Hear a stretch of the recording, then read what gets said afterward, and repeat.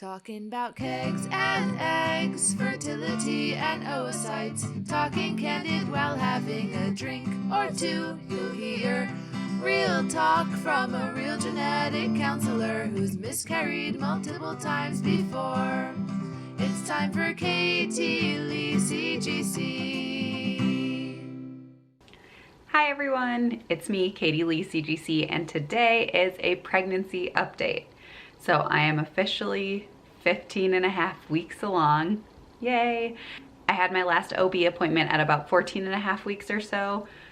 I did not get to have an ultrasound just because there isn't really something specific to look for at that point in time with a seemingly, hopefully normally progressing pregnancy. I just had a fetal Doppler done. So just a little, Doppler that you could even buy and keep one at home just to listen to the heart rate and make sure the heart rate is normal. I would have much preferred an ultrasound, however, that would feel quite a bit more reassuring. But because that Doppler was normal and because we have normal NIPT results, me and my husband finally decided to tell our son. And that's primarily what I want to talk about in this update. I'll talk a little bit about symptoms I'm having right now, but mostly about telling our son. We sat him down at the counter and had him complete a little puzzle because he is just getting into sounding out words and being more curious about letters. He matched cutout words with the matching colored kind of like word blocks or blobs on a different piece of paper, and then we read it to him. And he was like embarrassed. It was so funny, his reaction. He didn't know what to do. He like picked up the piece of paper and started licking it, which was so funny. And he just didn't know what to say. I think maybe because Miles and I were both staring at him like, okay, what do you think? And he was not sure what to think. So I do not think he saw it coming. But in the time since then, it has been so sweet. He is set on naming baby French Fry, and he calls her and refers to her as French Fry. He's asked so many questions about delivery, about eggs and sperm, about vaginas. He's got all the questions, and I've got those answers, so I lay it on him. And he is adamant that we need to get bunk beds as soon as possible because he wants to share bunk beds with French Fry, and because he is the oldest, he is going to have the top bunk bed. He also likes a lot of reassurance that he will be the first one to get a driver's license in our family. He likes reassurance that he will be the first one to get to go to Disney World in our family, and ride rides and be taller. So he's been pretty entertaining.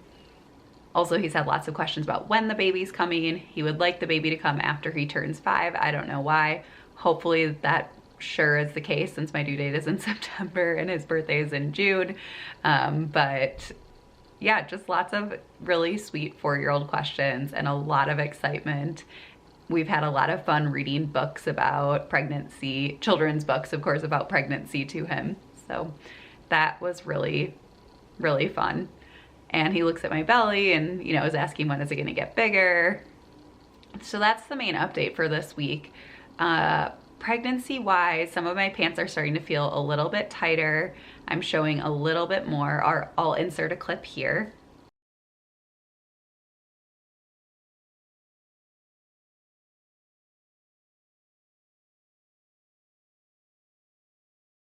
I am still really tired. I am puking much less and feeling nauseous much less, which is fantastic.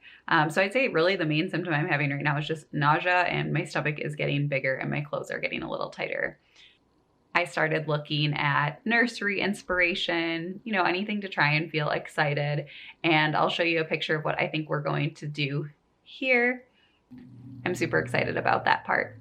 I will be losing my office. My husband has an office in the basement and my office is one of our extra bedrooms. So that is going to become the nursery. I think I'm actually going to keep it a twofer office nursery for a while because the baby will sleep in our bedroom for at least the first, 4 or 5 months.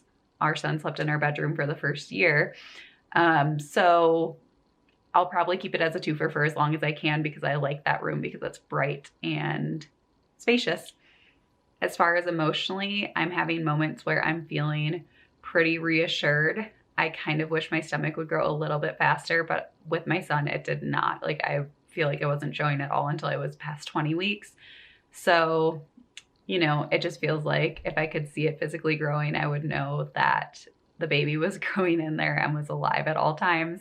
Some people have asked me why I don't get a Doppler, so I can check for the heart rate on my own at home and confirm that that baby is still living. That's just not appealing to me. I don't know why. I totally get why people do it. If I had one at home, I just don't see myself using it because in my mind, I know that as much as I check the heart rate of a fetus, a baby can die at any moment. And that's just the simple truth. Like, I can just gear myself up to wait for each of my OB appointments to see what's going on rather than having something at home that would allow me to check constantly. I don't think I'd really use it. And I don't think it would bring me that much reassurance just knowing that something could go wrong between any of those times I check the Doppler. I try to remind myself often that as far as I know, everything with this baby is developing perfectly and there is no reason to think anything is wrong. And I just tell myself that whenever I need to tell myself that, which is very frequently. And I definitely still have doubts, even though I tell myself that all the time. I guess that's it. Just a quick update today. Let me know if you have any questions for me down below. Bye, guys.